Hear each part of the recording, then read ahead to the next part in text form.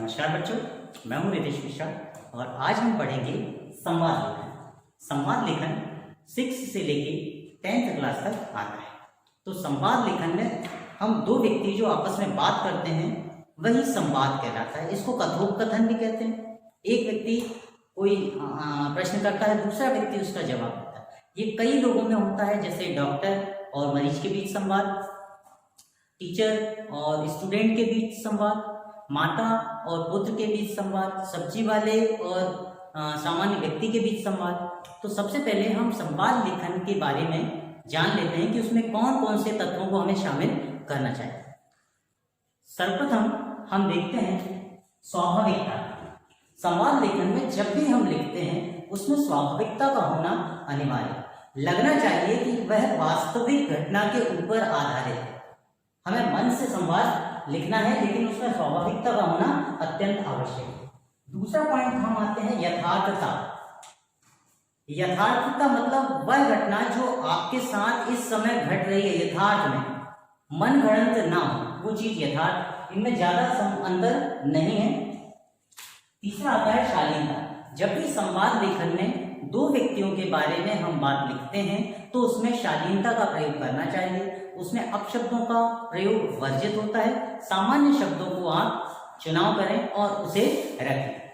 अगला हम देखते हैं सरल व सहज भाषा।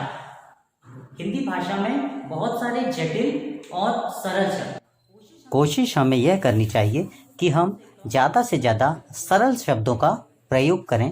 अगला पॉइंट है हमारा जटिल शब्द ना हो।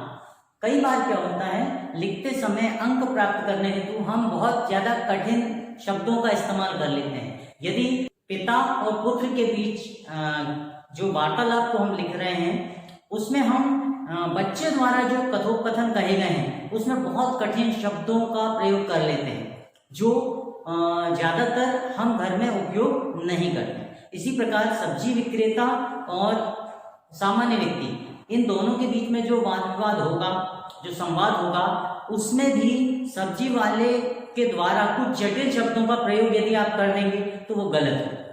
तो यहाँ पर हमें ध्यान रखना है कि जटिल शब्दों का प्रयोग हम ना करें। अगला आता है मानसिक स्तर के अनुकूल। जिस व्यक्ति से आप संवाद कर रहे हैं कम से कम उसका मानसिक स्तर पर जाकर उस व्यक्ति के साथ संवाद करना आवश्यक है। यदि हम छोटे बच्चे से बात कर रहे हैं तो हमें उसके मस्तिष्क के अनुरूप उसकी भाषा, सरलता, सहजता, सभी चीजों का ध्यान रखना पड़ेगा।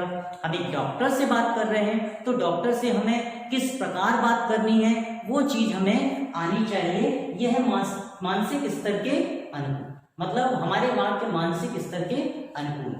अगला हम देखते हैं अनावश्यक वाक्य नहीं। जब भी हम संवाद लेखन करें उसमें अनावश्यक शब्दों के प्रयोग से हमें बचना चाहिए। ऐसा ना हो कि हम विषय से हट जाएं और अनावश्यक की बातों में उलझ जाएं।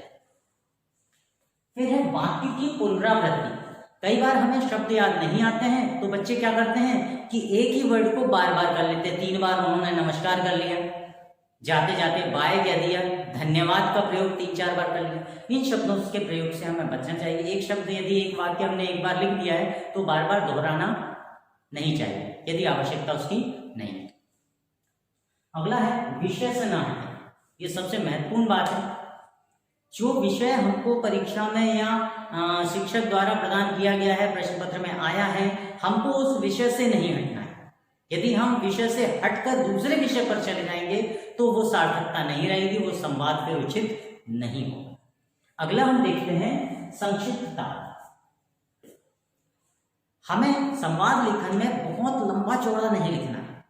हमें 2 पेज का संवाद लेखन नहीं चाहिए। हम चाहते हैं कि वो संक्षिप्त हो, सामान्य शब्दों, छोटे छोटे वाक्य हों जिनका प्रयोग हो और अंत तक वो जाए। संवाद लेखन में यह संक्षिप्तता होना जरूरी है। साथ ही साथ जिस प्रकार हमने शुरू किया है उसी प्रकार से हम अंत भी करें। विषय की शुरुआत हमने जिस प्रकार से की है, विषय को एक निश्चित निष्कर्ष तक हम लेकर जाएं, मतलब शुरुआत तथा अंत।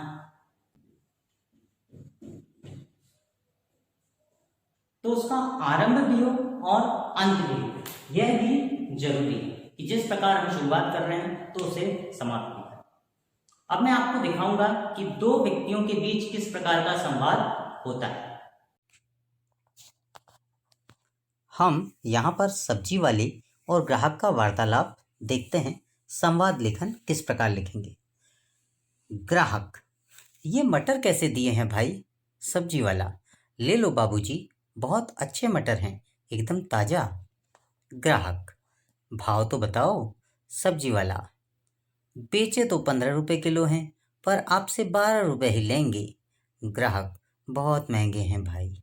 सब्जी वाला, क्या बताएं बाबूजी, मंडी में सब्जी के भाव आसमान छू रहे हैं। ग्राहक, फिर भी कुछ तो कम करो।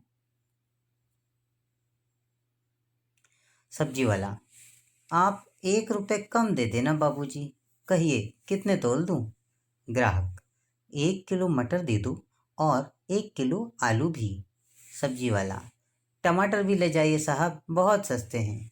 ग्राहक, कैसे? सब्जी वाला, 5 रुपए किलो दे रहा हूँ, माल लौटा दिया है बाबूजी। ग्राहक, अच्छा, दे दो, आधा किलो टमाटर भी दे दो और 2 नींबू भी डाल देना। सब्जी वाला, यह लो बाबूजी, धनिया और हरी मिर्च भी रख दी है। ग्राहक, कितने पैसे हुए? सब्जी वाला, सिर्फ 21 रुपए।